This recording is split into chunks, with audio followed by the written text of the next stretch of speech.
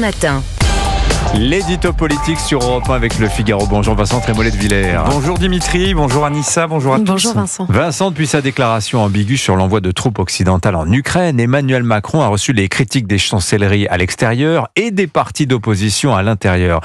Selon vous, cette intervention peut-elle avoir des conséquences politiques ? Des conséquences en cascade, évidemment. La première, la plus évidente, c'est l'impression d'inconstance qui se dégage des mots du président de la République. Il était, il y a 2 ans, le premier défenseur d'une stratégie de retenue vis-à-vis de la Russie. Il est aujourd'hui le premier promoteur de la guerre. Et à chaque fois, il le fait sans prévenir personne. Lundi soir, c'est à la télévision que les autorités militaires, mais aussi la présidente de l'Assemblée et le président du Sénat ont découvert ses intentions, et je m'en tiens aux autorités françaises. Comment une hypothèse d'une telle importance, une confrontation directe avec une puissance nucléaire, peut-elle être ainsi jetée dans l'atmosphère, sans préparation, sans concertation, sans coordination ?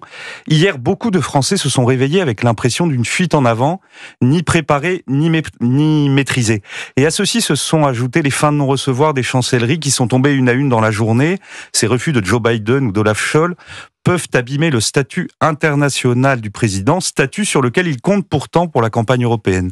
En fait, à mesure que l'on s'appauvrit et que notre puissance décline, Emmanuel Macron fait comme s'il allait fendre l'histoire par le seul tranchant de son verbe, mais il ne fend plus rien du tout.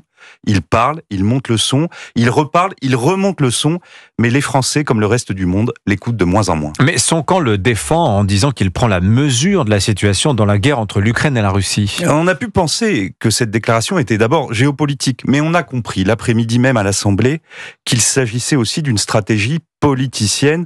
Derrière la Russie de Poutine, c'est le RN de Marine Le Pen que vise Emmanuel Macron. Et là encore, l'armée française et l'héroïque armée ukrainienne sont emportées dans des polémiques volontairement caricaturales.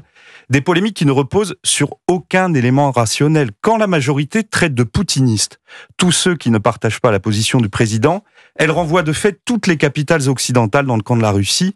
C'est irresponsable. Vis-à-vis de Moscou, le coup d'éclat d'Emmanuel Macron aura eu l'effet inverse de celui recherché. Devant ce spectacle désolant, presque ridicule, c'est Vladimir Poutine qui doit se frotter les mains. Mais c'est lui aussi, Vladimir Poutine, qui va être au cœur de la campagne des Européennes, Vincent. Et c'est Emmanuel Macron qui lui donne la place d'honneur. Tout comme il met volontairement Marine Le Pen en avant pour en faire son unique adversaire. Cela nous prépare des débats d'une pauvreté intellectuelle accablante, où tout sera volontairement outré. On l'a vu hier avec la charge de bourrin menée par Gabriel Attal contre Marine Le Pen à l'Assemblée. Il va falloir mettre nos intelligences en jachère, hein, Dimitri. Le manichéisme à front de taureau est de retour. Vous êtes critique sur la politique agricole européenne, vous êtes pour le Frexit. Vous êtes sceptique sur l'envoi de troupes en Ukraine, vous êtes un agent russe. Une fois encore, le gouvernement va tenter de dissimuler son bilan accablant sur la sécurité, la dette, l'immigration, l'école, l'hôpital, en brandissant la menace du Rassemblement national et de l'œil de Moscou. On va assister à un festival de mauvaise foi, d'outrance, de coups de communication et de couac en stock. Hier, le couac diplomatique a remplacé le couac agricole. Et tout cela n'aurait pas d'importance si les sujets évoqués n'étaient d'une extrême gravité. Le monde qui nous entoure n'a rien de rassurant et l'insoutenable légèreté de notre président ajoute à l'inquiétude. L'édito politique sur Europe 1. Merci beaucoup Vincent Trémollet de Villers. À la une du Figaro, justement, les fameuses troupes au sol en Ukraine. Emmanuel Macron isolé en Europe. Merci beaucoup Vincent.